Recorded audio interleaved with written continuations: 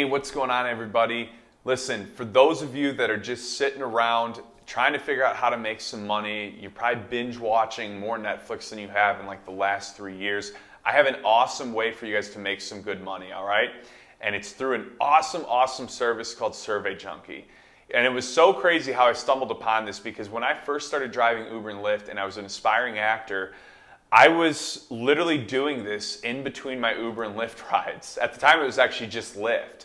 And for those of you that do just Lyft, you know there's a lot of dead time. So in between rides, I was filling out these surveys, saving up the points, cashing them out for gift cards to restaurants so I could, take a girl on a date or something, Starbucks gift cards, or you could just save up the points and get them deposited just in cash through PayPal.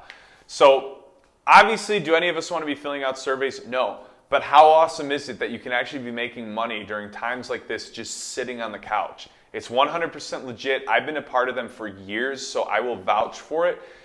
Do it. It takes some time, but it is so worth it, guys. What else are you doing? Nothing. You're sitting around, like I said, watching more Netflix than you have in your entire life. So get on this. We've got our promo code in the description. Get filling out those surveys, make that money, and let's get it. Hey, what's going on, everybody? Welcome to another episode of the Rideshare Hub. My name's Greg. A long time no talk, so I definitely hope you guys are doing good, staying safe, being healthy. Still in some wild times. I feel like I say that in every single video. I just wanted to give a quick update where I'm at real quick. So I applied for the unemployment benefits, and here's my take, and I'm just going to go into this right away because I feel like a lot of you guys are dealing with the same issue. So I've been trying to call them every day. I've been on hold for hours on hours each day. I usually just like turn my Xbox on and just game while it's on hold, waiting for somebody to pick up. And I don't know. I haven't gotten a hold of anybody yet, so I'll answer that question obviously right now. But then I got like 3 different pieces of mail, and they were asking for like all this paperwork from my employer. And I'm like, well, this is weird. This is like if I worked in Uber's office and they paid me like a normal employee, not a driver, right? So that happened, which I'm ultra confused on, and I'm trying like crazy to get some more info on that. One thing I've heard is that the way that a lot of the states were set up from the get-go wasn't like the right way for us. So it like worked for everyone else, but not really us. So more than anything, like we just got to stay patient, stay strong, and just keep waiting it out. Like, again, we got to remember that there's like, 20 plus million people at this point, I'm guessing, that have applied. I don't know the exact numbers. So it's just, there's going to be a lot of stuff backlogged.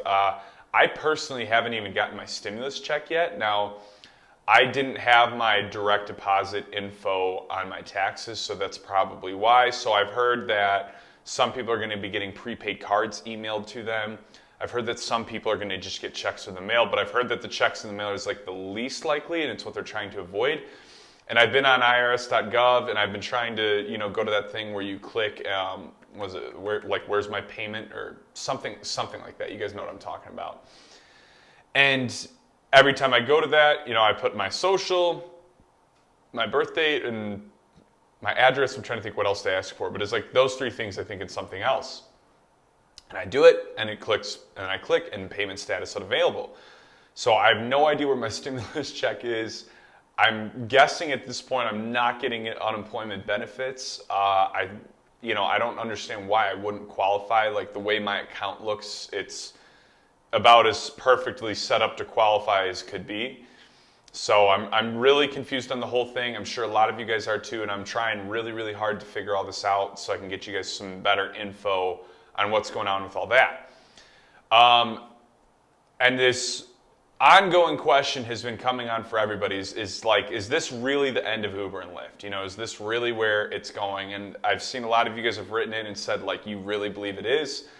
My advice is to always err on the side of caution, and I would almost plan on it being the end. And I don't really have any real reason to say that, so don't like take everything I say with a grain of salt, obviously. But both Uber and Lyft have, like, in the beginning of this whole thing, claimed that they were going to be totally good, right? And then as it went on, you just started hearing less and less from them, which is totally in line with the way they've always been with us. So I don't know, but here's my thoughts. It's going to take a really, really long time for business to get back up and running, for things to at least be consistent again. Now, I have heard some states are getting close to opening up. But even so, you know, what it reminds me of, I mean, not really reminds me of, but in a way, it's like, you guys remember when Uber and Lyft first came out, you know, and everybody's like, well, I would never hop in a car with a stranger. And I've given this example in a lot of videos, right? So it took a while for people to start, like, actively using it the way, nose is really itchy, the way we use it today, right? You know, I mean, as far as commuting, going out, you know, it's like relied on. I mean, some people can't do their daily life without Uber and Lyft, right? And it's a beautiful thing. It really is. It's great that we've gotten to provide that service. But my fear is that this all, let's say things go somewhat back to normal, you know, for like almost every state in like the middle of the summer. How quickly do you think people are going to just be actively going out like nothing changed? I don't think too quickly. I mean, I think there's going to be people out there, but imagine every driver hitting the road again like nothing's really changed, and only 50% of the population has gone back to using Uber and Lyft the way they used to. Well, it's going to be really competitive, for one.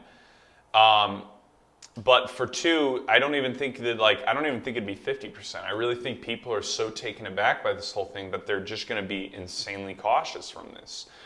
So now I've heard a bunch of different things. I've heard that this is like a prime time for a lot of electric car companies that are looking to like really blast out autonomous vehicles. And they're going to be like, listen, like this is our time to capitalize, you know? Whenever there's crises like this in history, there's always a group of businessmen that manage to capitalize on it. So my feeling is that Tesla or one of these electric car companies is going to really try and jump the gun on Uber and Lyft and be like, hey, this is where we can like take them. And if they can manage to get a fleet out legally, and maybe it's like part of the crisis prevention is they release self-driving cars that initially are only there for maybe X amount of like necessary rides or things people are trying to do, right? And I don't, you know, I've only heard that from about 2 sources, so like that's not really backed at all, but it really made sense to me because, I mean, you guys have, if you've seen my videos, you've known that like I've been big on this for months and months and months, that I felt like Uber and Lyft were going to go fully autonomous, or maybe even somebody else would, and that would be the thing that would put Uber and Lyft under. There's a lot of people that, you know, are looking to dethrone these 2 mega monsters in the industry. And they're pretty much everywhere except a lot of, you know, there's a lot of places in Europe that developed their own companies before Uber and Lyft really went international, which was arguably their biggest mistake in business since they started. So I don't, you know, I've been telling you guys from day one of this mess we're in that you shouldn't be dependent. Like if you've been really dependent on Uber and Lyft, now is the time to start working out a new plan. And I know that's like crazy, but you know what?